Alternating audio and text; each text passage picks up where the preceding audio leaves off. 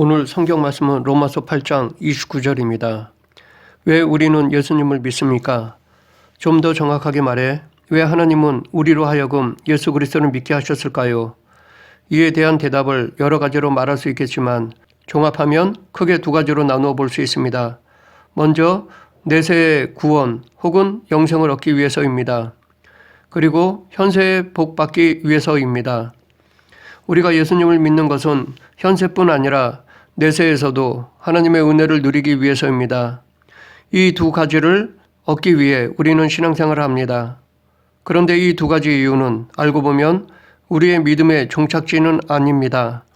오히려 구원이나 복은 우리의 신앙생활에 있어서 마지막 때에 받는 것이 아니라 이미 믿음의 시작과 동시에 우리에게 주어진 것입니다.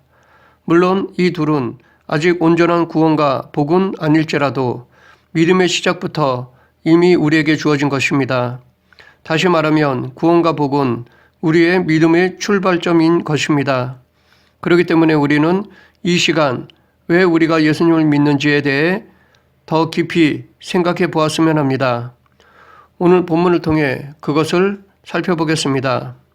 사도 바울은 왜 우리가 예수님을 믿는가, 왜 신앙생활을 하는가 라는 질문에 대해 다른 차원에서 답을 하고 있습니다. 29절 하나님이 미리 아신 자들을 또한 그 아들의 형상을 본받게 하기 위하여 미리 정하셨으니 이는 그로 많은 형제 중에서 맏아들이 되게 하려 하심이니라. 여기서 말하는 미리 아신 자들이란 말은 28절에 그 뜻대로 부르심을 입은 자들과 30절에 미리 정하신 그들과 같은 뜻으로 하나님께 선택된 성도를 의미합니다. 그러나 우리가 오해하지 말아야 할 것은 이 본문으로 우리는 예지 예정을 주장해서는 안 된다는 것입니다. 즉 예지를 선택의 근거로 삼아서는 안 된다는 것입니다. 만일 하나님의 선택이 예지에 근거한 것이라면 하나님의 구원은 각 사람의 행위대로 갚아준 보응에 지나지 않는 것이 됩니다. 그렇게 되면 구원이 인간의 의지에 달려있는 것이 되는 것입니다. 따라서 여기서 말하는 예지는 어디까지나 하나님께서 사랑하시어 미리 돌아보시는 것을 의미합니다. 여기서 바울은 하나님이 우리를 선택하신 것은 우리로 하여금 당신의 아들 예수 그리스도의 형상을 본받게 하기 위함이라고 말하고 있습니다. 이것이 왜 우리가 예수님을 믿는가, 왜 우리가 신앙생활을 하는가에 대한 바울의 대답인 것입니다. 우리가 예수님을 믿는 이유는, 신앙생활을 하는 이유는 예수님의 형상을 본받기 위함입니다. 역으로 예수님을 본받는 것이 우리의 믿음이고 신앙생활입니다. 여기서 말하는 형상은 단순히 외형적 모양만을 가리키는 것이 아닙니다. 예수님의 성품과 인격까지도 포함합니다. 이처럼 하나님이 우리를 당신의 백성으로 삼으신 것은 아들의 형상, 곧 예수 그리스도를 본받게 하기 위함인데 이것은 좀 더 자세히 하게 로마서 12장 2절에서 너희는 이 세대를 본받지 말고 오직 마음을 새롭게 함으로 변화를 받아 하나님의 선하시고 기뻐하시고 온전하신 뜻이 무엇인지 분별하도록 하라라고 하였습니다. 여기서 앞에 나오는 이 세대를 본받지 말고 해서 본받지라는 말은 외부적인 조건에 따라 꾸미는 것을 의미합니다. 반면에 뒤에 나오는 변화를 받아에서 받아라는 말은 변하는 것, 바꾸는 것을 의미합니다. 그래서 이 말을 현대적으로 바꾸면 우리는 세상의 것으로 꾸미지 말고 마음을 새롭게 하여 그리스도의 것으로 변해야 합니다 라는 말입니다. 이 말은 바울이 로마서 12장 1절에서 말하는 영적 예배와 일맥상통합니다. 다시 말해 우리가 하나님께 드려야 할 영적 예배는 예수 그리스도를 따르는 것입니다. 그런데 예수님은 당신이 오신 목적을 인자가 온 것은 섬김을 받으려 함이 아니라 도리어 섬기려 하고 자기의 목숨을 많은 사람의 대속물로 주려 함이니라 라고 밝히셨습니다. 그러므로 우리가 드려야 할 영적 예배는 예수님께서 보여주신 섬김의 삶을 사는 것입니다. 이런 이유로 우리는 섬김을 기독교인이 되기 위한 행위의 목록에 넣는 경향이 있습니다. 왜냐하면 우리가 이 섬김이라는 행위를 행해야 기독교인이 되고 성도로 인정받기 때문입니다. 그런데 이렇게 섬김을 의무적 행위의 목록에 넣으면 10중 8구 바리새인들처럼 율법주의적인 삶을 살게 됩니다. 가식적인 삶을 살아가게 됩니다. 그래서 우리는 이 섬김을 성도가 되기 위해 해야 하는 행위의 목록으로 삼아서는 안 됩니다. 이 섬김은 우리가 예수님을 따름으로 즐겨내는 성품으로 삼아야 합니다. 억지로의 섬김이 아니라 예수 그리스도를 따름으로 자연스럽게 흘러나오는 삶이 되어야 하는 것입니다. 그런데 이 섬김은 율법적 의무로 하건 즐겨내건 겉으로 보기에는 별 차이가 없습니다. 그러나 그 시작이 다르기 때문에 끝은 하늘과 땅만큼 차이가 있습니다. 섬김을 성도가 되기 위한 율법적 행위의 목록으로 삼는 것은 인간이 그 출발점이 되지만 예수님을 따름으로 자연스럽게 즐겨내는 성품으로 삼는 것은 예수님이 그 출발점이 됩니다. 그렇기 때문에 그 결과는 완전히 다릅니다. 예수 그리스도께서 이 땅에 오셔서 우리에게 보이신 삶은 섬김이셨습니다. 그런 예수님의 삶을 사도 바울은 빌립보서 2장 6절부터 8절에서 그는 근본 하나님의 본체시나 하나님과 동등됨을 취할 것으로 여기지 아니하시고 오히려 자기를 비워 종의 형체를 가지사 사람들과 같이 되셨고 사람의 모양으로 나타나사 자기를 낮추시고 죽기까지 복종하셨으니 곧 십자가에 죽으심이라 라고 하였습니다. 높고 위대하신 예수님께서 낮고 천한 인간의 모습으로 이 땅에 오셔서 우리를 위해 대속해 주심으로 섬김의 본을 보여주셨습니다. 그런데 만약 누군가가 우리에게 종이 되라고 한다면 싫어할 것입니다. 솔직히 대부분의 사람들은 대접받고 싶지 낮아져 섬기고 싶은 사람은 별로 없을 것입니다. 저를 비롯한 목회자들 중에도 말로는 종이라고 하지만 누구의 말도 듣지 않고 오히려 말씀으로 사람들 위해 군림하며 다스리려 하는 사람들이 많이 있습니다. 섬긴다고 하면서도 자기 중심으로 할 때가 많습니다. 이런 사람들은 섬김을 기독교인이 보여야 할 행위의 목록으로 간주합니다. 그리고 이런 사람들은 섬김의 결과를 서로 비교하여 많고 적음에 따라 비판합니다. 이런 사람들에 대해 히브리서 기자는 때가 오래되었으므로 너희가 마땅히 선생이 되었을 터인데 너희가 다시 하나님의 말씀을 초보에 대하여 누구에게서 가르침을 받아야 할 처지이니 단단한 음식은 못 먹고 젖이나 먹어야 할 자가 되었도다 라고 꾸짖었습니다. 즉 이런 사람은 아직도 장성하지 못한 믿음이라는 것입니다. 미국의 정신과 의사들이 재미있는 실험을 했습니다. 160마리가 살 수 있는 우리를 만들고 거기에 8마리 쥐를 넣었습니다. 그곳에서 쥐들은 2년 반 만에 폭발적으로 증식되어 2200마리가 되었습니다.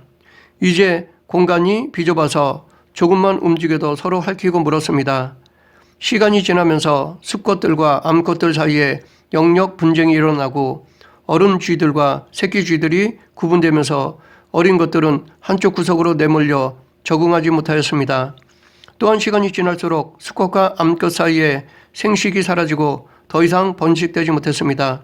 그 결과 5년 뒤에는 전부 죽고 말았습니다. 이 실험을 통해 우리는 인간이나 동물이나 본성적으로 섬기기보다는 이웃을 밀어내고 더 좋고 높은 자리를 차지하려는 욕심이 있다는 것을 알 수 있습니다. 양육강식의 원리가 지배하는 이런 경쟁사회에서 사람들은 학력, 권력, 재력으로 다른 사람들을 위해 군림하려 합니다. 그런데 이런 경쟁사회 속에서 살아가는 우리들을 하나님께서 부르셨습니다. 그 이유는 세상 사람들처럼 살게 하기 위한 것이 아니라 아들의 형상을 닮아가게 하기 위함입니다. 섬기는 자가 되도록 하기 위해서입니다. 그러면 예수님이 우리들에게 보여주신 섬김이 무엇인지 그리고 그 섬김의 삶을 본받은 신약시대의 지도자들에 대해 알아보겠습니다. 마태복음 20장 20절 이하에 보면 세베대의 아내이자 요한과 야고보의 어머니는 예수님이 왕이 되면 좌우편에 아들들을 세워주시기를 바랬습니다. 그녀는 예수님의 왕권을 믿었습니다. 그래서 예수님이 왕이 되시면 자신의 두 아들을 좌의정 우의정으로 삼아달라고 간청했던 것입니다. 그녀의 청은 어머니로서 아들들을 위한 순전한 마음에서 비롯되었다고 볼 수 있습니다. 이때 다른 10 제자들의 반응은 이들을 보고 분노하였습니다. 이로 인해 3년 동안 동고동락했던 관계에 금이 가려했습니다. 이를 통해 그동안 제자들이 보였던 섬김은 잘못되었음을 알 수 있습니다. 제자들이 이제까지 보였던 섬김은 예수 그리스도의 따름으로 자연스럽게 즐겨낸 것이 아닌 단지 예수님의 제자가 되기 위한 행위의 목록 중에 하나였던 것이었습니다. 예수님을 따름으로 자연스럽게 우러나온 섬김이 아니라 예수님을 따르는 데 있어서 싫어도 해야 하는 의미였던 것이었습니다. 그래서 이들은 섬긴다고 하지만 정작 자리를 놓고는 서로 싸운 것입니다. 다시 말해 제자들은 섬김을 성공의 수단으로 여겼던 것입니다. 그것을 아신 예수님은 제자들에게 세상 사람들은 높은 자리에 올라 사람들을 다스리려 하지만 너희들은 그렇게 해서는 안 된다라고 하셨습니다. 다시 말해 예수님은 당신을 따르는 제자의 삶은 세상 사람들과 달라야 한다고 말씀하셨습니다. 세상은 높낮이를 구분하고 높은 사람이 낮은 사람을 다스립니다. 그런데 그것이 교회에까지도 흘러들어왔습니다. 그래서 신자, 집사, 권사, 장로, 목사의 직분이 계급으로 생각하는 경향이 있습니다. 직분은 책임 영역과 기능의 구분일 뿐이지 계급이 아닙니다. 이 직분은 수평 관계이지 수직 관계가 아닙니다. 이 관계에는 우선순위로 질서가 세워집니다. 그런데 언제부터인가 계급이 되었습니다. 이런 현상이 일어나는 이유는 섬김을 예수님을 따름에 즐겨낸 것이 아니라 싫어도 억지로라도 해야 하는 율법적 행위의 목록으로 여기기 때문입니다. 그래서 10중 8구는 어느 직책까지 오르기 전에는 섬기다가도 그 자리에 오르면 더 이상 섬기지 않고 군림합니다. 마치 국회의원이 되기 전에는 섬기다가도 당선이 되면 군림하려 하는 것과 같습니다. 교회는 모든 성도가 지체가 되어 한 몸을 이루는 곳입니다. 예수 그리스도를 머리로 하여 온 지체들이 함께 섬기는 곳입니다. 목사, 장로, 권사, 집사는 각각의 기능은 다르지만 합력하여 하나님의 뜻을 이루고 서로 돕고 섬기는 지체입니다. 그런데 섬기는 데 있어서 섬김을 율법적 행위의 목록으로 삼으면 그에 따른 보상을 요구하게 됩니다. 하지만 섬김을 예수님을 따름으로 자연스럽게 즐겨낸 것이면 보상은커녕 섬김으로 발생하는 희생도 오히려 기쁨이 됩니다. 또한 요한복음 13장에서 예수님은 종으로까지 낮아지셔서 제자들의 발을 씻기셨습니다. 이때 베드로는 주여 주께서 내 발을 씻으시나이까 내 발을 절대로 씻지 못하시리이다 라고 씻음받음을 망설였습니다. 당시 발은 노예나 씻기는 것이기 때문에 선뜻 발을 내놓기가 어려웠던 것이었습니다. 그러나 예수님은 내가 너를 씻어주지 아니하면 내가 나와 상관이 없느니라 라고 말씀하셨습니다. 발은 신체에서 가장 더러운 부위입니다. 그런 가장 지저분한 부위를 주님 대신 예수님이 씻어주셨습니다. 제자들은 그들의 가장 더러운 부위를 예수님께 내놓음으로써 깨끗이 씻음을 받았습니다. 이처럼 우리도 우리의 가장 더러운 죄를 예수님 앞에 내놓아야 합니다. 제자들이 예수님께 발을 내놓았을 때 예수님께서 깨끗이 씻겨주신 것처럼 우리도 우리의 더러운 죄를 예수님 앞에 내놓을 때 예수 그리스도께서 당신의 보혈로 깨끗이 씻어주십니다. 예수님은 제자들의 발을 씻겨주시고 나서 제자들에게 내가 주와 또는 선생이 되어 너희를 씻었으니 너희도 서로 발을 씻어주는 것이 옳으니라. 내가 너희에게 행한 것 같이 너희도 행하게 하려 하여 본을 보였노라 라고 말씀하셨습니다. 우리는 자칫 섬김이 열등한 자나 약한 자들이 보이는 포장된 겸손이라고 생각해서는 안 될 것입니다. 섬김은 무조건 복종하며 사람이 원하는 것을 하는 것이 아닙니다. 예수님이 보이신 섬김은 약해서 낮아서 부족해서 하신 것이 아니었습니다. 예수님은 남을 섬기면서도 언제나 당당하셨고 당신의 주장, 즉 하나님의 뜻을 굽히지 않으셨습니다. 당신의 뜻, 즉 하나님의 뜻을 관철시키셨습니다. 예수님이 보이신 섬김은 약자이기 때문이 아닙니다. 낮은 자이기 때문이 아닙니다. 오히려 예수님이 보여주신 섬김은 높은 자가 낮은 자에게 베풀어야 할 마땅한 삶이었습니다. 강한 자가 약한 자들에게 베풀어야 할 마땅한 삶이었습니다. 그렇기 때문에 예수님처럼 높은 자가 되고자 한다면, 강한 자가 되고자 한다면 섬기는 종이 되어야 합니다.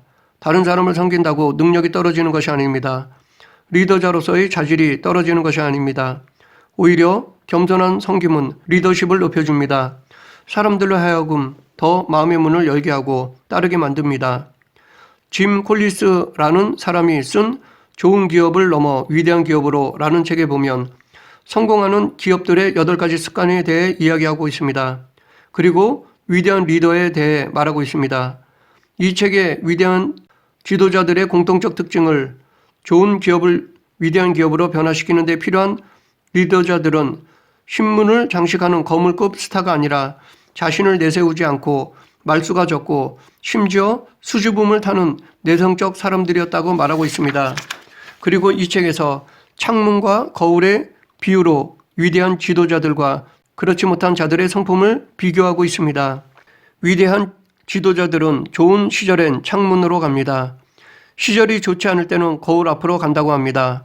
반면에 그렇지 못한 지도자들은 창문과 거울을 반대로 간다고 합니다. 왜냐하면 위대한 지도자들은 기업의 상황이 좋으면 창문으로 가서 주차장을 내려다보면서 내가 저 사람들과 함께 일하다니 얼마나 복받은 자인가 라고 생각하고 모든 공격을 그들에게 돌립니다. 상황이 좋지 않을 때는 거울로 가서 자신을 들여다보면서 반성합니다.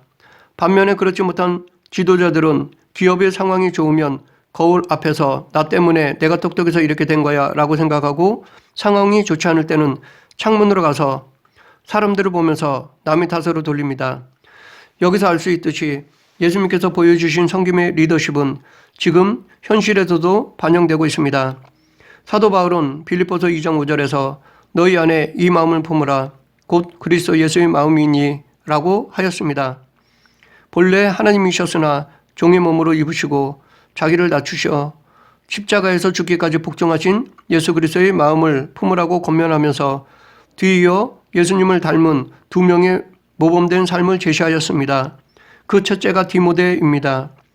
사도 바울은 빌립보 교회 성도들에게 쓴 편지에서 디모데를 이는 뜻을 같이 하여 너희 사정을 진실히 생각할 자가 이밖에 내게 없음이라. 그들이 다 자기의 일을 구하고 그리스도 예수의 일을 구하지 아니하되 디모데의 연단을 너희가 안 하니 자식이 아버지에게 함같이 나와 함께 복음을 위하여 수고하였느니라 라고 소개하였습니다. 이 짧은 소개에서 우리는 남의 아픔, 이웃의 서러움, 친구의 기쁨과 슬픔, 다른 사람의 외로움과 고통을 자기 일처럼 진심으로 염려하면서 주위 사람을 섬겼던 디모데의 신앙과 생활을 알 수 있습니다. 그만큼 디모데의 섬김은 의무가 아니라 예수님을 따르며 즐겨낸 것이었습니다. 둘째는 에바브로디도입니다. 사도 바울은 에바브로디도에 대해서도 그는 나의 형제요 함께 수고하고 함께 군사된 자요 너희 사조로 내가 쓸 것을 돕는 자라. 또한 그가 그리스도의 일을 위하여 죽기에 이르러도 자기 목숨을 돌보지 아니한 것은 나를 섬기는 너희의 일에 부족함을 채우려 함이니라 라고 소개하였습니다. 에바브로디도는 우리가 성경에서 쉽게 찾지 못할 정도로 자주 등장하지 않습니다. 그런데도 이런 칭찬을 받았다는 것은 그가 평소에 드러내지 않고 조용히 섬겼기 때문이라고 생각합니다. 그가 그렇게 할 수 있었던 것은 아마도 자기의 수고를 아무도 알아주지 않아도 예수님만이 인정해 주시면 그것으로 만족했기 때문이라고 생각합니다. 그만큼 에바브로디도의 섬김은 억지로가 아니라 예수님을 따르며 즐겨낸 것이었습니다. 말씀을 정리하겠습니다. 우리가 신앙생활을 하는 것은 내세에 구원받기 위함이며 이 생에서도 복을 받기 위함입니다. 하지만 더 근본적으로 하나님께서 우리를 선택하신 이유는 예수 그리스도를 닮게 하기 위해서입니다. 예수님의 섬김을 따르게 하기 위함입니다. 예수님은 하늘의 영광을 내려놓으시고 낮고 낮은 이 땅에 오셔서 우리를 위해 가장 낮은 모습으로 십자가를 지시고 우리의 죄를 대속하셨습니다. 이렇게 예수님은 가장 높으신 분이면서도 가장 낮은 자세로 겸손히 섬기는 삶을 몸소 실천하셨습니다. 그러므로 우리도 예수 그리스도처럼 겸손히 섬기는 삶을 살아야 할 것입니다. 하나님을 섬기고 이웃을 섬겨야 할 것입니다. 그런데 우리가 실천해야 할 섬김은 성도이기 때문에 의무적으로 해야 하는 율법적 행위가 아니라 즐겨낸 것이 되어야 합니다. 그렇지 않으면 우리의 섬김은 바리새인들처럼 남들에게 보여지는 형식에 지나지 않을 것입니다. 그리고 섬김에 어떤 보상을 바라며 행위 구원으로 흐를 것입니다. 우리는 예수님을 따름으로 즐겨내는 성도가 되어야 합니다. 우리 모두 억지로가 아니라 즐겨내는 섬김으로 예수님을 따르는 제자가 되길 간절히 축원합니다. 기도하겠습니다. 사랑과 은혜가 풍성하신 하나님 아버지, 예수님께서 보여주신 섬김의 삶을 지금 우리들도 따르고자 하오니 연약한 저희들을 붙잡아 주시고 겸손히 하나님과 이웃을 섬기는 성도가 되게 하여 주시옵소서. 예수님 이름으로 기도드립니다. 아멘.